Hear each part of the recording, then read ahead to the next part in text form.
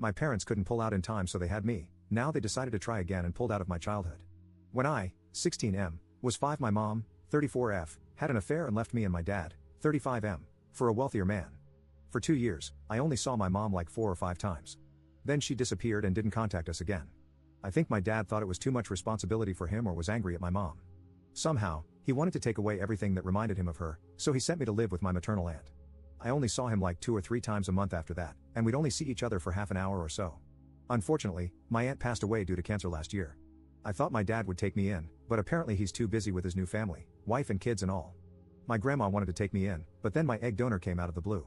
When she came to take me, it was the first time I had seen her in 9 years. It felt weird and unpleasant that she hugged and kissed me as if nothing had happened in those 9 years. She married the man she left us for, and they now have 3 kids, 10M, 8F, and 7F. I've been living with them for 6 months now, and I spend most of my time in my room. We rarely speak. She tries to talk to me, but I ignore her and her husband. They try to include me in activities, but it's disheartening to see them play the perfect family when I missed everything as a child.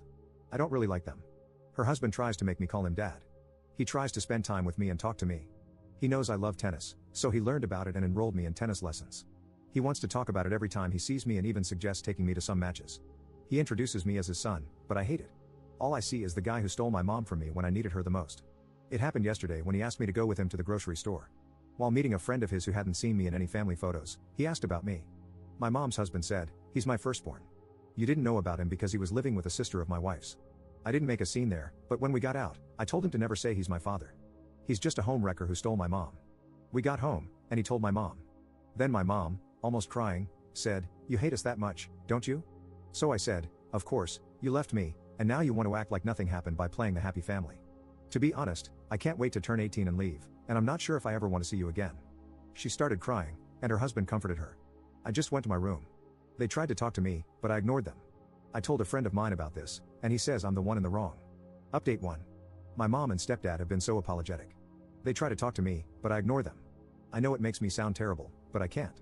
I've tried to look at them differently since I posted here for the first time, but I can't, and heaven knows I've tried.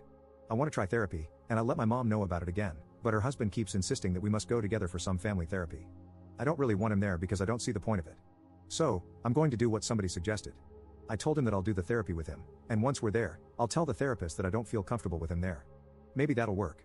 I don't even know if this is moral or fair, but I don't know what else to do since he has refused to let me go by myself. He already booked the appointment. It's this Tuesday at 3 p.m. Update 2. I'm doing a little better. Therapy sessions are just the therapist and me, except for the first one in which my mom's husband was present because he wanted to tell me something important. Anyway, I'm doing better for myself. I'm stuck here, but I'll make sure this man pays for my college, and then move out anyway.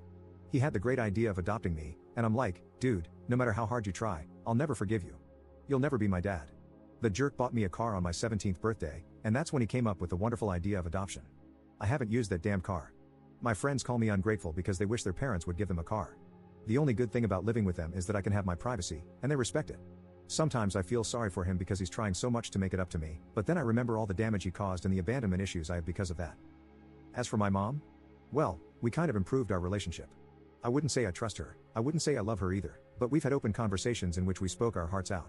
I don't buy some of her excuses, but others seem reasonable, even more now that I look back at it. We've had some therapy sessions together in which we both cried like babies. Update 3. Hi guys, I know it's been a long time since I last posted here. To be honest, I had even forgotten about this post until I saw a video on TikTok like 5 days ago. It was my original post, and some people were asking for an update, so here it is. My grandma passed away like 8 months ago. We weren't close, but it was still sad. I attended her funeral, and that's where I saw my dad for the last time. He has cut me off from his life completely, and I don't know why. I saw him at the funeral, and we even hugged.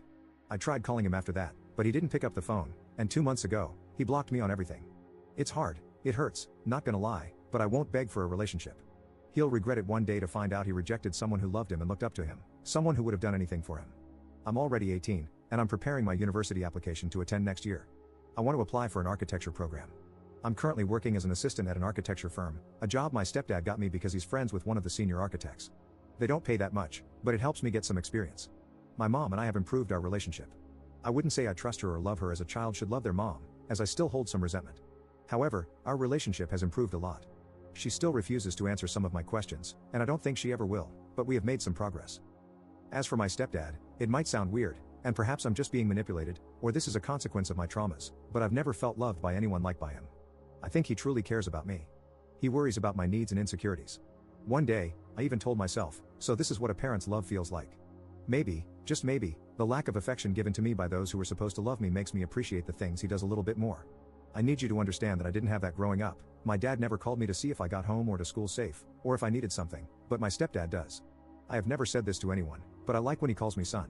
I just pretend I don't, lol. I still call him by his name, but he tells me he dreams about the day I get to call him dad. I don't think I ever will, but let's see what happens. He was against the idea of me working since he can provide, but ultimately, he doesn't have a say.